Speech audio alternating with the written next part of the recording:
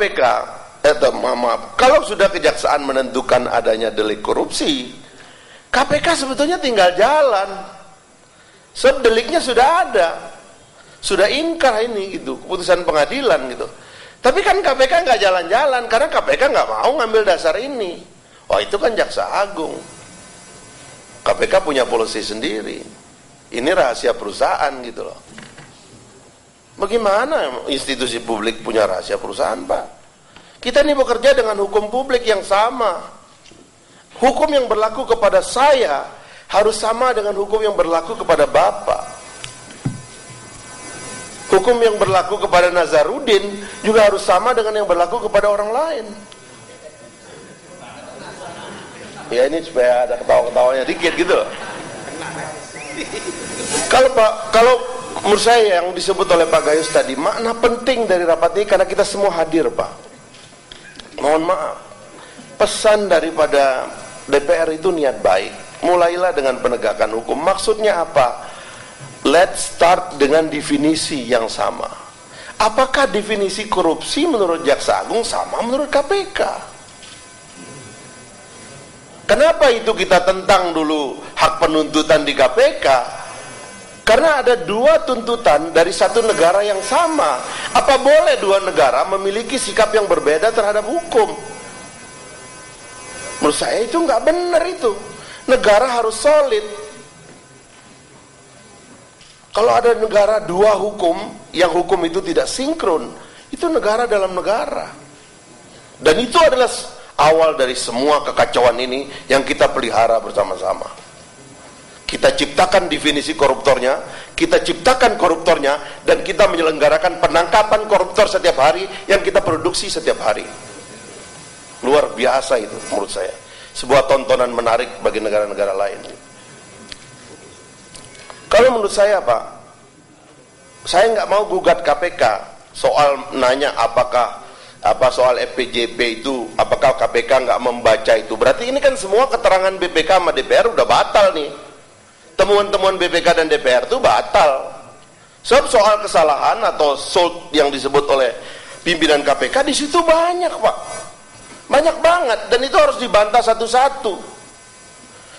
Soalnya jahat, Pak. Pertama, apakah kalau di kejaksaan niat jahat itu dia bilang itu niat jahat itu diputuskannya di pengadilan. Kita nggak bisa menentukan niat jahat sekarang. Tugas kita cuma memeriksa ada kesalahan administrasi atau apa niat jahat atau kesalahan lah kira-kira begitu, pelanggaran terhadap undang-undang ya lempar ke pengadilan. Nanti niat jahatnya dibuka di sana. Mungkin menurut Jaksa Agung, kejaksaan begitu. Nah menurut KPK harus ketemu niat jahatnya dari awal. Dan niat jahat itu banyak bisa didefinisikan. Apakah orang merubah peraturan untuk peraturan itu dicocok-cocokkan supaya berlaku pada satu orang? Itu bukan niat jahat.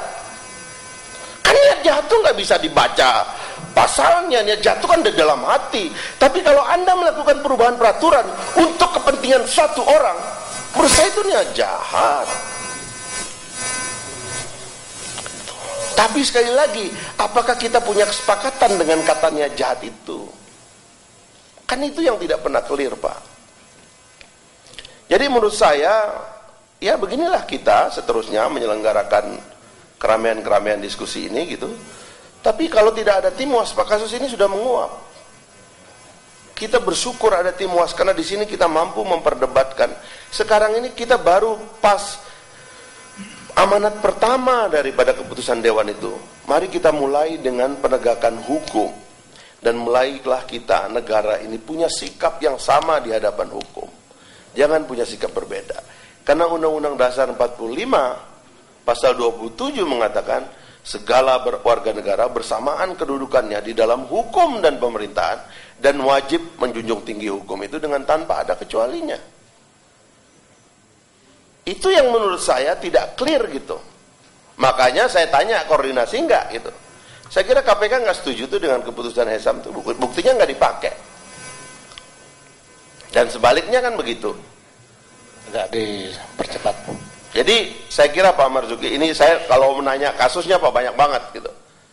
Tapi menurut saya ujung dari masalah ini adalah niat baik tadi yang disebut oleh Profesor Hendrawan tadi adalah kita mau mensolidkan negara ini. Jangan negara ini jadi tertawaan orang Karena kita sendiri sebenarnya lagi bingung menciptakan koruptor dengan definisi yang tidak jelas, lalu menangkapnya setiap hari sebagai sebuah show bagi negara lain. Saya berhentilah kita, mari kita baik-baiklah. DPR sendiri bingung, karena DPR ini di bawah Pak Marzuki ini ingin memperbaiki diri. Ya kadung citranya ada yang menghantam, mau memperbaiki diri aja nggak sanggup Pak.